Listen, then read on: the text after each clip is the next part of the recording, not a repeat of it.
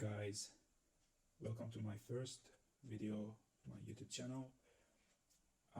Basically I've made up this channel kind of for myself, and I thought I'd share it with those who were trying to learn Forex trading or trying to improve their odds.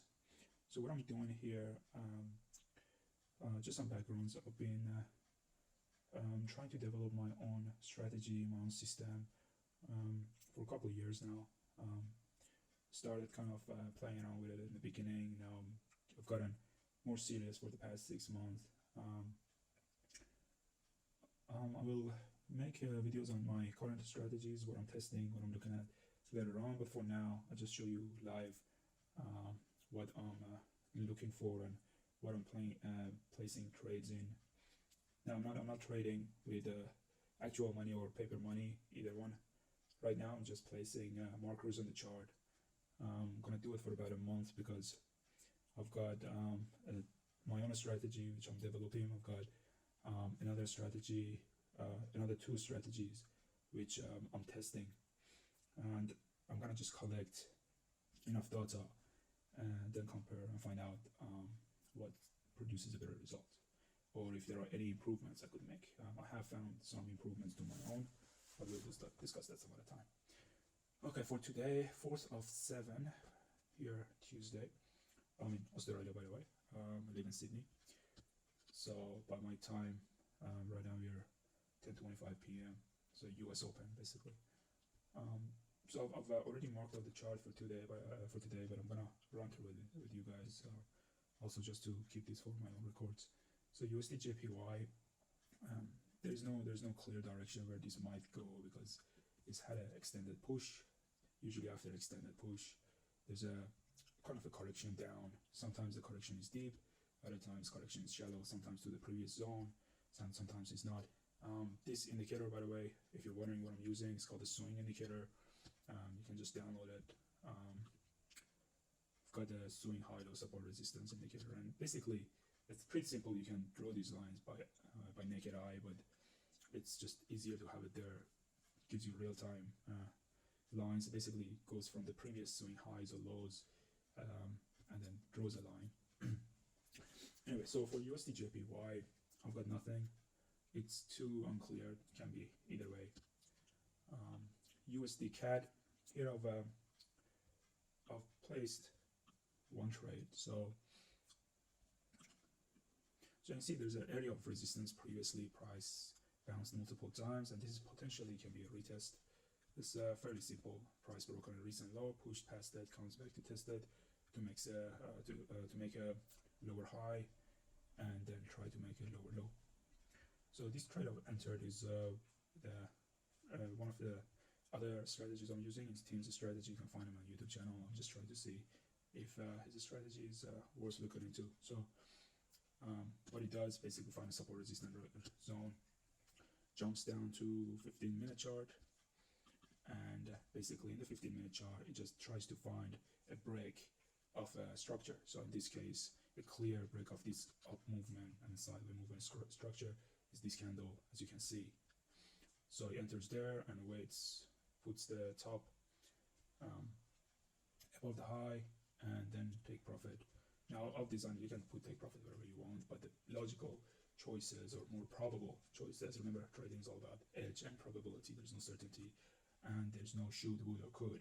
There's only possibilities. So the most sensible possibility would be down to this low, which would give us 1.4, or if you squeeze this a little bit, you 1.6. Anyway, so this is still running, obviously. So that's his entire strategy. He looks at the break of a structure with this indicator and then places a trend at the support and resistance zones. Alright, back to daily. Now, second strategy which I'm looking into is still uses support resistance zone, but uses a hedging, which I'm showing it with these red and blue arrows. Red is a short position, blue is a hedge, opposite equal size buy position. Usually with this method, I realized that the target, because the hedge needs to go above or the other side of the support resistance zone, and your take profit would be at least once or twice that amount, the number of pip. It takes longer for the price to reach or either hit your hedge or reach your wherever you want to take your profit. So that's the entry for the second strategy. So my strategy is not here because it doesn't match any of my rules. We'll get to that soon. USD CHF, as you can see, this is mine, so this is my strategy. Now the way this strategy work is I look to find a strong candle. So we're looking at it's very simple. The only thing that we know is true about the market, that it either moves up or moves down. Even when it moves sideways, it will eventually moves up and down. That's the only certainty, right? And that would give the probabilities of a coin toss. We're talking 50-50. And by doing so, so my strategy is designed based on that concept. So I'm not looking to have a higher win rate than the loss rate. So because the probability is always going to be 50-50, especially over a larger number. The more trades you take, the more it's going to approach that number, no matter what strategy you use. What I'm focusing on here is risk management. So my aim is that 50% losses, if I can reduce those losses to a bare minimum, bare statistical minimum, then obviously the overall I'm going to make profit, because the size of my winner is going to be much bigger than my losers. So my strategy is based simply by a large, strong candle. Let's just call it a strong candle, right? So what I do, for example, this was placed for the entry at this large bearish candle, and on the close of that, I place entry for the next day above the high. I usually go one-on-one on this because 50-50, one-on-one, since I'm minimizing my losses by risk management, that automatically my win is going to be amplified. So entry here, next day comes and enters, I enter in the market. So the idea is, after a large candle like this can or may signify a momentum in the market. Obviously, during that day, bears pushed down hard and they were able to close low. Now, the next day, this momentum can have a follow through, or 50% of the times it doesn't, right? It doesn't matter. The only important thing is I know where I can place my stop loss, and with this strategy, it will be just above the large candles, right?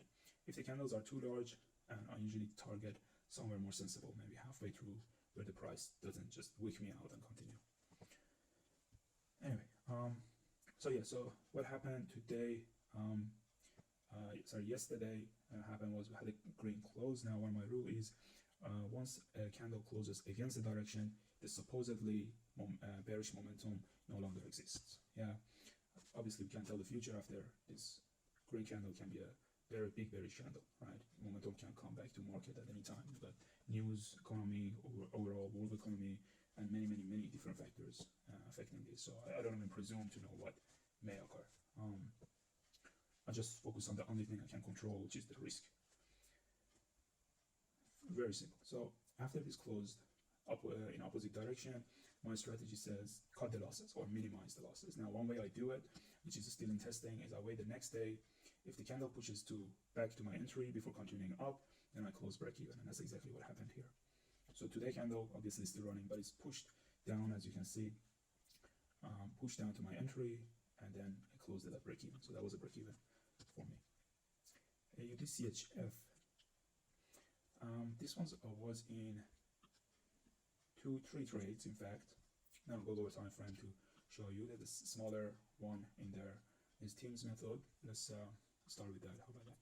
So if we go down to 15 minutes, let's zoom out. This is on top of each other. It must be a bit hard to see, but I'm gonna move this for a second. I'll explain this. So this is Teams method. Basically, we have a downward structure, and we have the previous high is broken, right? So the previous high, which is this one here, it breaks above at this point, and then we enter a buy, which this was a winner. As you can see, hit the target over here. This was a 1-on-2, so simple, basically downtrend, previous structure broken, and you just enter for a bounce where the resistance is, right? Always at the resistance. So anyway, do Control Z on this. All right, we'll go to my strategy now. Now, in my strategy, we have this bullish candle close. Now we started this from this month, basically just end of last month, so I haven't actually traded or tested on these yet. All right, so we can see a strong bullish candle. I just entered there, stop loss before that, take profit 101. This first one is already hit, as you can see, and second one is entered because of this second candle. We got a second strong candle and we entered. So I don't, there's no rule that says I cannot double up on the same position. So if this one's running this position and there's another strong candle, I would enter another position, because technically the ideas are independent of each other. One is not dependent on the other one. So I don't really have to wait for one to hit TP to enter another trade. It makes no logical sense. So second one is in profit. We'll see if it hits there. So yeah, that's the idea. Very simple. So entry here and then stop loss just below the candle and then take profit 101. Now I haven't tested with different risk reward ratios. For now, I'm keeping it simple at 101. Because remember, the risk is meant to be minimized. So this stop loss is in fact the worst case scenario, which should happen only at about 10% of the times, 10-20% of the times. Anyway, we also have our second strategy, the hedging strategy here, the bounce of support area, and with a hedge down here. So we are in this strategy, in this profit yet. Now, usually with this hedging, I go from one zone to another. So when or if price reaches up here, I close that and I enter another trade. So just leave it at that. AUD and ZD, New Zealand dollar. So this one's also my entry here after this strong. The way you tell if a candles are strong, obviously, I don't care about the wicks. Wicks can be the front or back of the candle, and market can still move in either direction. What I care for is the size of the candle relative to the previous candles, right? So if we take these candles as a small, this is as extra large, this right here is quite big compared to these smaller ones. So that would tell, obviously, if you go back a week or month before, you see a lot more, so obviously these are stronger, but recent times is what matters, because we are doing short-term take profit and short-term movement. So we want short-term momentum to capture short-term momentum. So this candle here, this bearish candle, seems off a good side. So I simply enter on this next day, and right now it's a profit, and the stop loss just behind the candle. We'll see what happens. AUD CAD. Another thing I need to mention that I don't consider the correlation between these pairs, because first of all, it makes trading way more confusing than it needs to. I mean, we have 28 pairs here, and I intend to trade all of them. As long as my statistics are making me money on each pair, I don't really care if some fails while the other are winning, as long as the baskets that I'm in every month makes money, if that makes any sense. All right, AUD CAD. AUD CAD, we have, similarly, we got, now with my strategy, I don't particularly care about the zones yet. I might have something coming up, might include that rule in it, but for now, I haven't seen a massive difference yet. So it's okay for me to be buying into the zones. So under normal circumstances, which this hedging dictates, is when a price breaks out, comes back for the retest, and you short. So that's what this hedging is. But mine doesn't care about that. It only sees the previous candle strong and then goes in that direction. So that's the AUD CAD. And AUD USD, similarly. Another thing I like about the strategy I've come up with is that it gives me more entries than waiting for a price to reach from up there, down to here, back to up there, down to there, from support to resistance, support to resistance. It takes a very long time, especially on the daily. And doing this support resistance on a lower time frame like hourly, I found it not to be as reliable, because there's less people trade on hourly, especially major hedge funds and the big corporation. Because they aim for a longer time frame, daily is what majority of people focus on. All right, so similarly, bullish candle enter after, and now waiting for take profit. Here, similarly, having two positions. First position for this bullish candle on 30th of June, and the next one on the follow through on this bullish candle, which seemed quite strong following that. So you just look at the candles relative to the previous candles. So these smaller ones obviously seem weak, and these larger ones seem more, they show just more determination from one side dominating the other. I can ignore this arrow. All right. New Zealand, Swiss franc. Okay, so this one, I entered that one on 30th. It's already hit the TP. Second one I entered on 3rd of this month. It's in the profit, but we'll have to wait. So same concept. I think I don't have to bore you explaining the same concept over and over. So just skip these. I'll just show you what I mean, what trades I mean. Similar concept here. As you can see, I don't have to wait for price reach support or resistance level. Anywhere price shows a strong momentum, I can get into this. Oh yeah, okay. So this is already taking profit. New Zealand JPY almost there. Now this one, which is one of the things I'm working on, might be worth explaining. So this one is right. You can see I've closed the loss side. That means it's at break even. So I entered on this red candle on 30th of June, and it closed against me on the 3rd.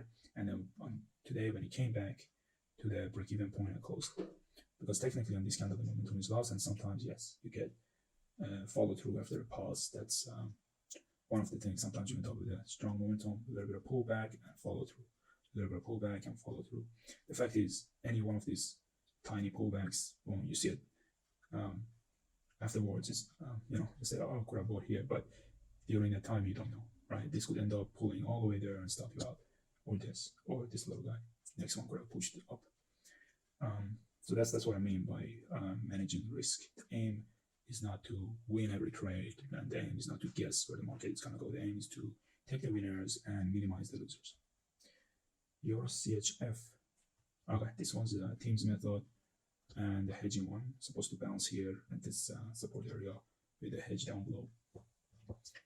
Let's go see what teams method is. All right, we're gonna drop down and let's have a look. All right, so we got this downtrend into this zone, and simply after break of these latest structures, you can go on a buy. This one, of course, this one didn't work out. It didn't reach our intended target profit. We could have taken a profit here at the 1-on-1. Now for the stop loss, what you can do, I usually place it behind the previous structure, or where the push has come from. So this push, if I can zoom in a second. All right, so this push, strong bullish candles, obviously come from down here. So the best place to place stop loss would be just behind that. Now 1-on-1 would have hit, but with this method, at least what I'm looking for now is targeting more than 1.5 if possible. So this one would be a loss. So following team's method, this one would be a loss. Now, of course, there is never a situation where you have all winners. Mostly 50% are losers, and if you're lucky, the other 50% you can take more profit than you lose. Euro JPY. Yeah, I don't see anything here. It's my strategy. There's no momentum candle. Team's strategy requires a support area or a support resistance area, and I prefer to use something that's more clear. Because if it's more clear, more people pay attention to it, and obviously more people trade it. Here you can, if you go down on a time frame, you probably find some support zones, but I keep my support resistance zones on daily only. All right, so nothing here for me. Euro AUD. All right, so this was one of the team's ones that has lost. Now this candle looks like it's gonna be a momentum candle, but it's not closed yet, so I wouldn't know. I'll check this back tomorrow and we'll have a look. But let's go see team's method in this one. Now with team's method, we are here, right? End of the day, we are here on a downtrend, price break above the previous structure, and then we go long. Now this one obviously would have failed because sometimes price can't do anything. There's no reason for it to break and continue. I'll just extend it so we can see it on daily, but this would have closed right here, and then there's no reason or entry for another trade. All right, so we'll come back to this tomorrow, see how this candle closes. Euro USD. All right, this is both me and teams. Interesting coincidence or not. So I've got this bullish, strong bullish close on the 30th of June. Now, I'm not closing this yet because unless price closes in red against me, like if this day on the 3rd of July has closed bullish even though it hasn't moved. So we'll see what happens today. And that should tell us something about the nature of the market and its momentum. We go down, let's go have a look at Teams method. Zoom out of here. Okay, so this one, smaller one, is Teams method. You see the downward structure, break off previous structure, and you buy for this method, just 1 to 2 offset, and you place the stop loss where the push originated from, just after this pause. Push comes up, closes up there. Has another follow through, but we'll see what happens. So we're gonna revisit this tomorrow. So I'm aiming to make this video once a day, of course half an hour, and yeah, that's how long it takes me to analyze these every day. Okay, so this is one of mine, actually 2 of mine. So I did one on the 30th of June, I hit the TP, and I did another one on the 3rd, and it's hit the TP. So that's like it's working well. Now, just a word of caution, don't look at all my winners, there will be losers. Just sometimes you get winners in a row, and sometimes you end up getting many losers in a row. This is not a magic strategy, there's no such thing. If you want some magic, go get a wand. Anyway, alright, so this is one of mine which looks like it's going to be a loser. Now, I didn't close this today at break even because the previous candle didn't close against me. So I had no concept of changing momentum in terms of that. This one, however, if it closes against me and it doesn't hit my TP tomorrow, depending on where it closes up here near my entry, I would wait for tomorrow's candle to close at break even. If it closes in the middle and lower, which gives it a little chance of retracement the next day, I would close it. I would close it right where it's close today. So we'll check this back tomorrow, 7:30 a.m. sharp. Just gonna put a mark on it. Alright. Nothing here. Same reasoning. Here, this one's also one of mine's and one of Teams. Teams TP hasn't hit. I'll put this 1 to 2 hasn't reached. Mine is doing well. Well, with the momentum and the structure. This support obviously helps, adds confluence to the momentum of this candle. You always want to make sure you have multiple confluences, and we also have the hedging, which is, well, it's not hedged, it's just normal sell.